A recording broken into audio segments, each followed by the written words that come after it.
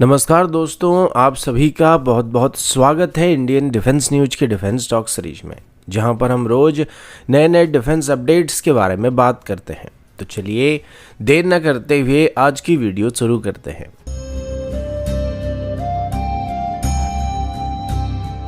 आज की पहली अपडेट भारत और इजराइल की तरफ से है। पिछले हफ्ते भारत की एक डिफेंस डेलीगेशन टीम इजराइल की गश्त पर गई हुई थी और इस विजिट के दौरान एल्बिट सिस्टम का ट्रिगॉन सिस्टम ने भारत की डेलीगेशन टीम का सबसे ज़्यादा ध्यान खींचने की बात सामने आई है।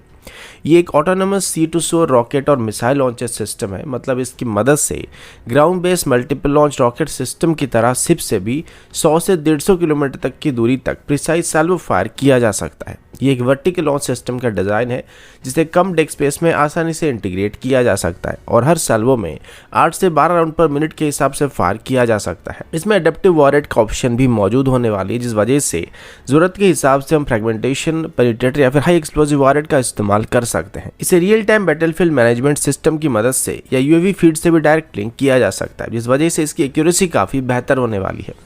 इजराइल की तरफ से अभी इस सिस्टम को 50 से 60% लोकेशन ऑप्शन के साथ भारत को ऑफर किया जा रहा है, जिनको अगर भारत खरीदता है तो टीओटी के साथ इनको भारत में बनाना संभव होने वाला है। अगर इनको अभी भारत एक्वायर करने का फैसला करता है तो हमारे वॉरशिप के पास पिनाका रॉकेट जैसी सैचुरेशन कैपेबिलिटी मौजूद होने वाली। लेकिन अभी जो सबसे बड़ी दिक्कत होने वाली है वो इन सिस्टम की कॉस्ट होने वाली है। रिपोर्ट्स के मुताबिक इन सिस्टम की हर एक लॉन्चर की कॉस्ट $2 से $3 मिलियन के आसपास होने वाली है, जबकि नेवी की तरफ से भी सेम टाइप की रोल के लिए पिनाका रॉकेट के एक नेवल वेरिएंट को डेवलप करने के ऑप्शन को एक्सप्लोर किया जा रहा है, जो कि पूरी तरीके से इंडिजिनस सिस्टम होने के साथ साथ इजरायली सिस्टम के मुकाबले काफ़ी सस्ता पड़ने वाला है। एआरडी की तरफ से इसी साल के अक्टूबर के महीने ही पिनाका रॉकेट की नेवल वेरिएंट को ओडिशा की चांदीपुर से टेस्ट किया जा चुका है, जिसमें रॉकेट ने 120 किलोमीटर डिस्टेंस तक स्ट्राइक किया था और अभी 2026 के पहले क्वार्टर में इन सिस्टम को आईएनएस विशाखापट्टनम में इंटीग्रेट करके टेस्ट करने की कोशिश किया जाने वाला है, जिस वजह से उम्मीद किया जा रहा है कि शायद ही भारत अभी इजराइल की इस ऑफर को कंसिडर करने वाला है।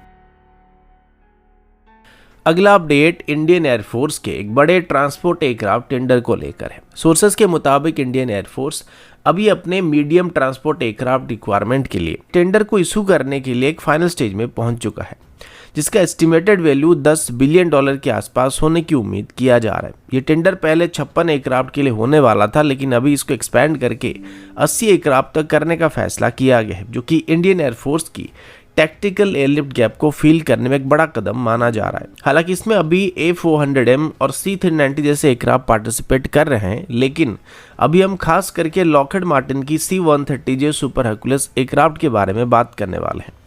लॉकहीड मार्टिन की तरफ से अभी अपने C130J सुपर हर्कुलस एयरक्राफ्ट को पहली बार इस टेंडर में एग्रेसिवली पिच करना स्टार्ट किया गया है।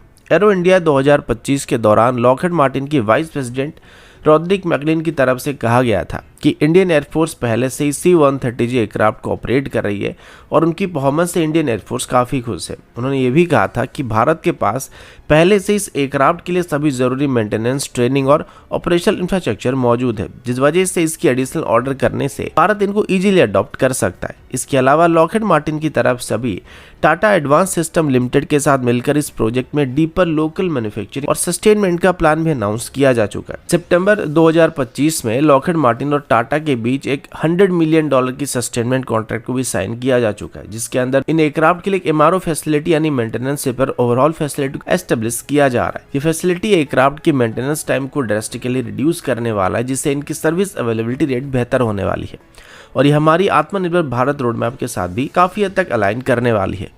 लॉकहीड मार्टिन की तरफ से भी कहा जा रहा है कि अगर एमटीए टेंडर उनको मिलता है तो वो कम से कम 30% के आसपास अपने एयरक्राफ्ट में इंडिजिनस कंटेंट का इस्तेमाल करने वाला है और यहीं पर सबसे बड़ी प्रॉब्लम सामने आने वाली है, क्योंकि एम्ब्रर की तरफ से पहले से अपनी C390 एयरक्राफ्ट के साथ 60 से 70% तक के इंडिजिनस कंटेंट का ऑफर दिया जा चुका है, जो कि बेहतर तरीके से आत्मनिर्भर भारत प्रोग्राम को सपोर्ट करने वाला है। और बदले में ब्राजील की तरफ से अभी LCH और तेजस को भी खरीदने का ऑफर दिया जा रहा है, जो कि लॉकहीड मार्टिन के ऑफर को भी अच्छे मार्जिन से पीछे छोड़ने वाला है। अभी देखने वाली बात यह है कि इंडियन एयरफोर्स की तरफ से भी क्या फैसला लिया जाता है।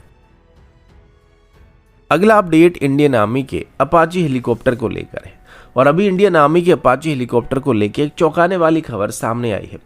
रिपोर्ट्स के मुताबिक इंडियन आर्मी की तरफ से ऑर्डर किए गए 6 अपाचे हेलीकॉप्टर में से 3 अपाचे हेलीकॉप्टर भारत के लिए अमेरिका से निकलने वाले थे, लेकिन अभी उन्हें बीच रास्ते से वापस भेज दिया गया। ये सब कुछ किवा एयरपोर्ट के ऊपर हुआ था, जहां पर ये हेलीकॉप्टर 30 अक्टूबर को massive Antonov AN-124 Russian cargo aircraft में लोड किया गया था।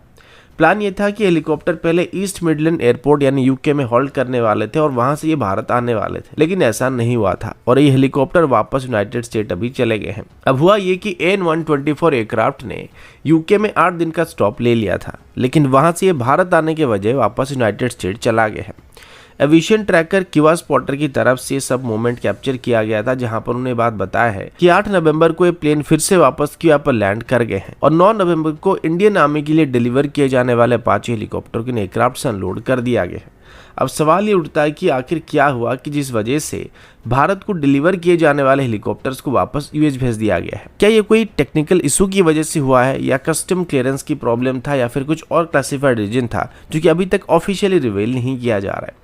बोइंग, यूनाइटेड स्टेट की स्टेट डिपार्टमेंट और यहाँ तक कि भारत की तरफ से अभी तक इसको लेके कोई भी ऑफिशियल क्लैरिफिकेशन नहीं दिया जा रहा है। इस वजह से डिफेंस सर्कल में अपाचे हेलीकॉप्टर को वापस भेजने के कारण को लेके काफी स्पेकुलेशन चल रहा है। ये डिलीवरी एक्चुअली 2020 के 6 अपाचे हेलीकॉप्टर ऑर्डर का एक पार्ट था, जिसमें पहले डिलीवरी को 2025 की जुलाई में हमको किया जा चुका था। उनको अभी इंडियन आर्मी की एविएशन ट्रेनिंग स्कूल नासिक में इंडक्ट किया जा चुका है। ये दूसरा लॉट भारत के पठानकोट और जोधपुर बेस के लिए था, जो कि अभी भारत आने वाला था। ये इंसिडेंट एक तरीके से रिमाइंडर है कि ग्लोबल डिफेंस लॉजिस्टिक कितने कॉम्प्लेक्स हो सकते हैं, जहां पर एक छोटी सी छोटी गलती भी पूरी सप्लाई चेन को डिसरप्ट कर सकता है। लेकिन ये भी सच है कि इंडियन आर्मी का अपाची प्रोग्राम अपने फाइनल फेज में भी पहुंच चुका है। कुछ डिफेंस एक्सपर्ट्स का ये कहना है कि ये डिले कुछ टेम्परेरी डिले होने वाली है, लेकिन कुछ का ये भी कहना है कि अपाचे हेलीकॉप्टर के पिछले कुछ सालों की जो सर्विस रिकॉर्ड रहा था वो इतना अच्छा नहीं रहा है और शायद अभी भारत को जिन हेलीकॉप्टर को भेजा जा रहा था इनमें कोई टेक्निकल फॉल्ट पाया गया था, जिस वजह से इनको वापस बोइंग के पास भेज दिया गया है।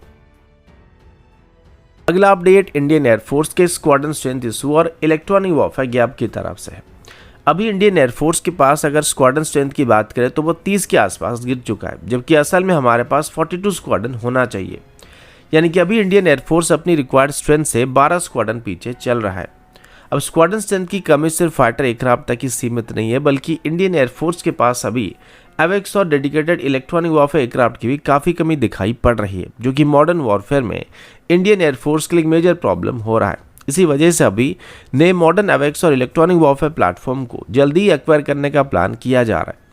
मार्च 2025 में इंडियन एयरफोर्स के लिए 6 एडिशनल नेत्र मार्क 1 एवेक्स को एक्वायर करने के लिए गवर्नमेंट की तरफ से 11,000 करोड़ की डील को फाइनल किया गया था या अप्रूव किया गया था, जिसमें gallium nitrate based AESA radar का इस्तेमाल किया जाने वाला था और ये नेत्र मार्क 1 एवेक्स के मुकाबले लगभग 2 गुना ज़्यादा रेंज को डिलीवर करने वाले थे। लेकिन मजे की बात यह कि अभी नेत्र मार्क 1 एवेक्स को सिर्फ एवेक्स के तौर पर नहीं बल्कि एक डेडिकेटेड इलेक्ट्रॉनिक वॉरफेयर प्लेटफॉर्म के तौर पर भी डेवलप करने का प्लान किया जा रहा है। मतलब ये सिर्फ अभी दुश्मन की एरियल एक्टिविटी को डिटेक्ट करने का काम नहीं करने वाले, बल्कि दुश्मन की रडार्स और इलेक्ट्रॉनिक काउंटर मेजर सिस्टम के खिलाफ भी काउंटर अटैक करने में सक्षम होने वाले हैं। यानी कि इसमें बस रडार के अलावा अभी इलेक्ट्रॉनिक वॉरफेयर पेलोड भी मौजूद होने वाला है। इंडियन एयरफोर्स की तरफ से बात अभी बताया गया कि DRDO की तरफ से डेवलप किए गए प्रोटोटाइप को ऑपरेशन सिंदूर के समय पर भी टेस्ट किया गया था और इसके रिजल्ट को बहुत ही अच्छे पाया गया था। तो उसके बाद अभी इसको फुल स्केल में इम्प्लीमेंट करने का प्लान किया जा रहा है। इसके अलावा सितंबर 2025 में 6 नेत्र मार्क 2 एवेक्स को भी क्लियर किया जा चुका है, जिनकी कीमत अप्रोक्सीमेटली 20,000 करोड़ के आसपास होने वाली है। इन एयरक्राफ्ट में बड़ा एयरफ्रेम, 300 डिग्री का रडार कवरेज, 500 किलोमीटर का stealth detection range, dedicated electronic warfare suite और हाई पावर जैमर मौजूद होने वाले हैं। कैब्स की तरफ से बताया जा रहा है कि इन प्लेटफॉर्म को 2028 तक की इंडियन एयरफोर्स को डिलीवर करना स्टार्ट किया जाने वाला है और नेत्र मार्क 2 में यूनिफाइड इलेक्ट्रॉनिक वॉरफेयर आर्किटेक्चर भी मौजूद होने वाली है, जिसे सर्वेलेंस के साथ साथ सप्रेशन दोनों ऑपरेशन को करने में सक्षम होने वाला है। इंडियन एयरफोर्स की तरफ से इस अप्रोच को भी हाइब्रिड एयरबॉर्न ईयरली वार्निंग और इलेक्ट्रॉनिक वॉरफेयर टीमिंग सिस्टम कहा जा रहा है, जो पीपल लिबरेशन आर्मी एयरफोर्स के 9G जैमर सिस्टम को काउंटर करने के लिए डेवलप करने की कोशिश किया जा रहा है। तो दोस्तों अभी के लिए इतना ही, मिलता हूँ आपसे अगले वीडियो में, तब तक के लिए जय हिंद, वंदे मातरम।